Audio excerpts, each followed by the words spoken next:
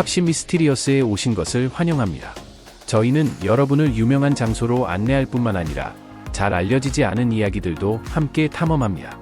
베이징, 중국의 찬란한 수도로 만리장성과 자금성 같은 고대의 경이로움으로 유명합니다. 이 도시는 오랜 역사를 간직하면서도 현대적인 발전을 이루어 조화를 이루고 있습니다. 활기찬 축제, 매력적인 길거리 음식,天安门 광장과 이화원, 이 모든 것이 이 도시의 매력을 더욱 빛나게 만듭니다. 하지만 한 가지 질문이 있습니다. 화려함과 완벽하게 준비된 여행 경험 이면에는 과연 무엇이 있을까요? 반짝이는 고층 빌딩 뒤편에는 잊혀진 거주 지역들이 존재하며 그곳에는 강인한 삶의 흔적과 아직 세상에 알려지지 않은 이야기들이 숨겨져 있습니다. 많은 사람들은 중국의 주요 도시들, 특히 베이징의 주택 가격이 하락하고 있다는 사실에 놀랄 수도 있습니다. 최근 보고서에 따르면 2024년 기준 베이징의 평균 부동산 가격은 약 31,667위안으로 떨어졌습니다. 이는 지난 몇 년간의 가격과 비교했을 때 상당한 하락이며 부동산 시장의 불안정을 보여주는 신호입니다. 이것은 단순한 숫자가 아닙니다. 현재 중국 경제는 15조 달러에 달하는 막대한 국가 부채를 짊어지고 있습니다. 이는 팬데믹 기간 동안 인프라 개발에 대규모 자금을 투입한 결과입니다. 이 막대한 부채는 베이징을 포함한 지방 정부에 심각한 재정 부담을 주고 있으며 심각한 재정 불균형의 위험을 초래하고 있습니다. 도시를 발전시키면서도 이 엄청난 재정 부담을 관리해야 하는 것은 마치 시한폭탄과도 같습니다.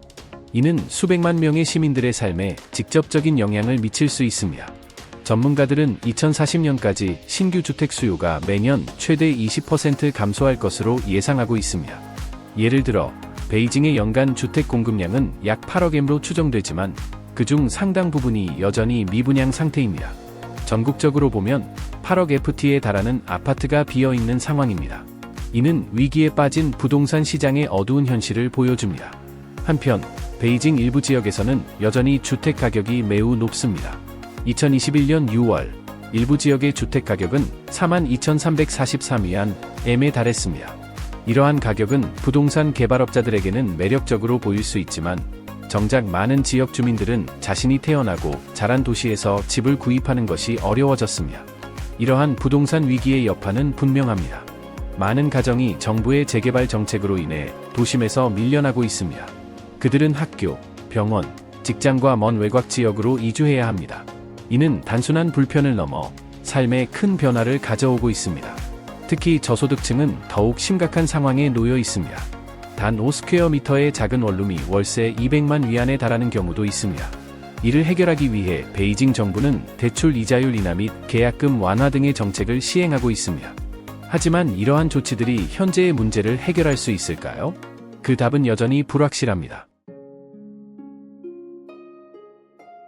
부동산 시장은 아직 안정될 기미가 보이지 않으며 많은 사람이 미래에 대해 걱정하고 있습니다. 베이징에서 벌어지는 일은 단순한 지역적 문제가 아니라 전국적인 위기의 반영이기도 합니다. 부동산 분야의 침체는 중국 경제 성장 속도에 어두운 그림자를 드리우고 있습니다. 강력한 개입이 없으면 그 여파는 더욱 확산되어 경제뿐만 아니라 수백만 명의 삶에도 영향을 미칠 것입니다. 오늘은 베이징의 이주 노동자들의 삶을 들여다보겠습니다. 이들은 도시를 활기차게 만드는 데 기여한 묵묵한 존재들입니다. 하지만 지금은 도시 외곽에서 생존을 위해 고군분투하고 있습니다. 퉁저우와 무구 같은 지역에는 수천 명의 이주 노동자가 살고 있습니다. 그러나 안정적인 보금자리를 갖기보다는 다리 아래, 임시거처, 혹은 비좁은 방에서 생활하는 경우가 많습니다. 일부는 선택의 여지 없이 24시간 운영되는 인터넷 카페에서 밤을 보내며 힘들게 번 돈을 아껴야 하는 현실에 놓여 있습니다. 운이 좋은 날에는 한 명의 이주 노동자가 하루에 2만에서 16만 원을 벌 수 있습니다. 그러나 이 정도 수입으로도 베이징의 높은 생활비를 감당하기는 어렵습니다. 아이러니컬하게도 이들이 땀 흘려 세운 초고층 빌딩에서 살 여유조차 없습니다. 더 심각한 문제는 2021년 이후 베이징에서 약 50만 명의 이주 노동자가 일자리를 잃었다는 것입니다. 공장들은 비용 절감을 위해 나이든 노동자를 기계로 대체하거나 더 적은 임금으로 젊은 노동자를 고용하고 있습니다. 오랜 세월 동안 기술을 연마해온 이들에게 이러한 변화는 큰 충격이 아닐 수 없습니다. 과거에는 활기차던 산업지구가 이제는 조용해졌습니다. 도시는 계속 성장하지만 일자리들은 점점 기계로 대체되고 있습니다. 이것은 단순한 통계가 아니라 생계를 위해 애쓰는 가족들의 현실입니다.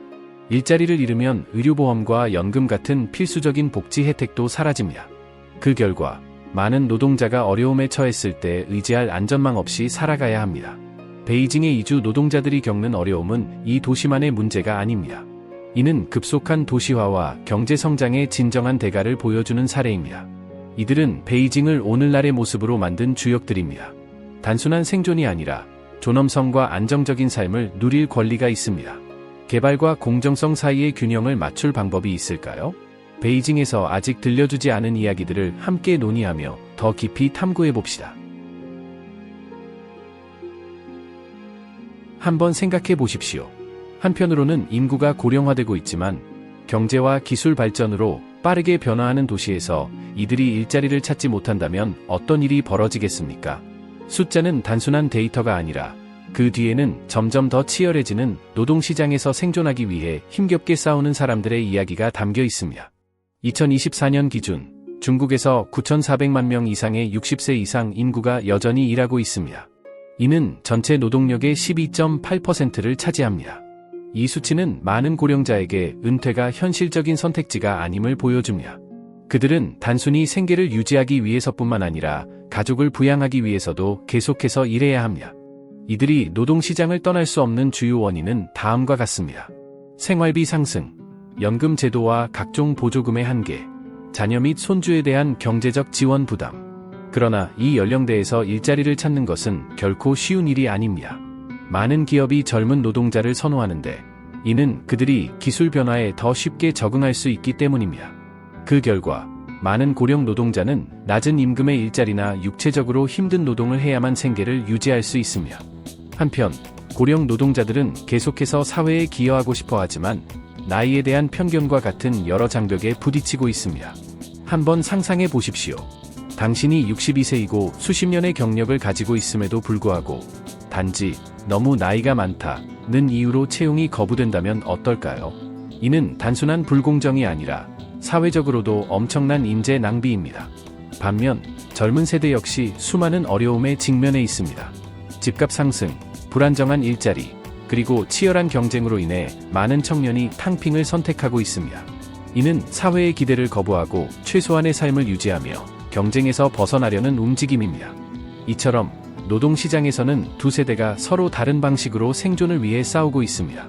한 세대는 노동시장에서 계속 살아남기 위해 애쓰고 있고 다른 세대는 그 노력 자체가 의미가 있는지 고민하고 있습니다.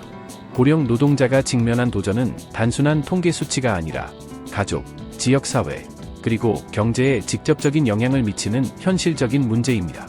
따라서 고령 노동자가 노동시장에서 지속적으로 일할 수 있도록 정책과 기회를 마련하는 것은 단순한 공정성의 문제가 아니라 사회의 지속 가능한 발전을 위한 전략이 되어야 합니다.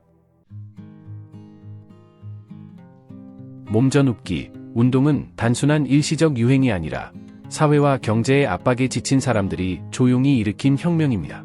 그렇다면 이 운동은 정확히 무엇이며 중국 청년들의 심리를 어떻게 반영하고 있습니까? 여러분이 하루 12시간, 주 6일 동안 996초 근무제, 오전 9시부터 오후 9시까지 주 6일을 따르며 일한다고 상상해 보십시오. 높은 연봉을 받기 위해, 집을 사기 위해, 그리고 물질적 성공을 이루기 위해 끊임없이 노력해야 합니다. 하지만 그 대가는 극도의 피로입니다. 많은 젊은이들에게 이 질문의 답은 분명합니다. 바로 그 압박을 거부하는 것입니다. 몸전웁기는 단순한 게으름이 아니라 무거운 기대를 내려놓고 최소한의 삶을 선택하여 더 균형 잡힌 삶을 찾는 것입니다. 대표적인 사례로 장해이라는 27세의 IT 회사원이 있습니다. 그는 베이징에서 바쁜 직장 생활에 지쳐 결국 회사를 그만두고 고향으로 돌아가 농사를 짓고 책을 읽으며 소박한 삶을 즐기기로 결정했습니다. 그에게 몸전웁기란 모든 것을 포기하는 것이 아니라 명예와 경쟁에 휘둘리지 않고 진정한 자신으로 살아가는 것이었습니다. 하지만 질문이 남아 있습니다. 이러한 삶의 방식이 정말 장기적인 행복을 가져다 줄까요? 아니면 사회의 더 깊은 문제로부터 도피하는 것에 불과할까요? 몸전웁기가 조용한 저항이라면 방치는 한 걸음 더 나아간 개념입니다. 방치는 모든 것을 내버려 두고 인생이 공평하지 않다는 현실을 받아들이며 어떤 변화도 시도하지 않는 태도를 의미합니다. 많은 중국 청년들은 경제적, 사회적 압박에 맞서기 위해 방치를 선택하고 있습니다. 성공의 사다리를 오르려 노력하는 대신 불안정을 받아들이고 큰 야망을 버린 채 가장 단순한 방식으로 살아가려 합니다. 이 두 운동은 중국 청년들의 사고방식이 크게 변화하고 있음을 보여줍니다. 한때 성공을 향한 꿈에 몰두했던 세대가 이제는 스스로에게 묻고 있습니다. 과연 이 모든 노력이 가치가 있는가? 일각에서는 이러한 현상이 동기부여의 상실이라고 보지만 또 다른 시각에서는 삶의 균형을 찾기 위한 새로운 방법이라고 평가하고 있습니다. 결론적으로 이 두 가지 운동은 사회가 청년 세대에게 가하는 엄청난 압력에 대한 반응입니다.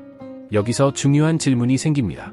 중국은 전통적인 노동과 성공의 가치에서 점점 멀어지는 이 세대와 어떻게 마주할 것인가? 몸져눕기와 방치 같은 운동이 확산된 데에는 영향력 있는 인물들의 목소리가 큰 역할을 했습니다. 그중 대표적인 인물이 바로 류용입니다. 그는 마케팅 전문가로서 높은 연봉을 받았지만 결국 그 모든 것을 포기하고 티베트에서 단순한 삶을 선택했습니다. 류용은 자신의 블로그를 통해 미니멀리즘 3, 자연과의 연결, 그리고 도시의 바쁜 일상에서 벗어난 행복을 공유했습니다. 그의 이야기는 수천 명의 사람들에게 현재 자신이 걷고 있는 길에 대해 다시 한번 고민하게 만들었으며 성공이라는 개념을 새로운 시각에서 바라보게 했습니다. 소셜미디어는 이러한 운동이 퍼지는데 중요한 역할을 했습니다. 웨이보와 더우인 같은 플랫폼에는 전통적인 삶의 기준을 거부하고 자신만의 방식으로 살아가는 청년들의 이야기가 넘쳐납니다. 이 이야기들은 단순한 반항이 아니라 인간이라면 누구나 바라는 것, 자유, 삶의 의미, 그리고 평온함에 대한 갈망을 보여줍니다. 몸져눕기와 방치는 단순한 개인 철학이 아니라 하나의 세대가 공통적으로 고민하는 문제를 반영합니다. 이 운동들은 오랜 시간 동안 당연시되어 온 성공의 개념에 의문을 제기합니다. 성공이란 반드시 물질적 과로, 끊임없는 스트레스와 연결되어야 하는가? 아니면 삶의 균형과 만족을 찾는 것이 진정한 성공인가? 이러한 움직임은 우리에게 중요한 메시지를 던집니다. 사회가 만들어 놓은 규칙을 당연하게 받아들일 필요는 없으며 자신의 가치에 맞는 삶의 방식을 찾는 것이 결코 잘못된 것이 아니라는 점을 말입니다. 베이징의 KTV 룸살롱 세계에 오신 것을 환영합니다. 화려한 조명과 흥겨운 음악이 복잡한 현실을 가리고 있는 이곳에서 많은 여성들이 이 일을 선택하는 이유는 무엇일까요? 그리고 KTV 룸살롱의 문 너머에서는 과연 어떤 일이 벌어지고 있을까요? 함께 살펴보겠습니다. 베이징에 살면서 계속 오르는 생활비와 제한된 취업 기회에 직면했다고 상상해 보십시오. 이런 상황에서 KTV에서 일하는 것을 고려해 본 적이 있습니까? 수천 명의 여성들에게 KTV는 단순한 일터가 아니라 치열한 노동시장 속에서 살아남기 위한 생계수단이 되었습니다. 이곳에서 일하면 다른 직업보다 훨씬 높은 수입을 얻을 수 있습니다.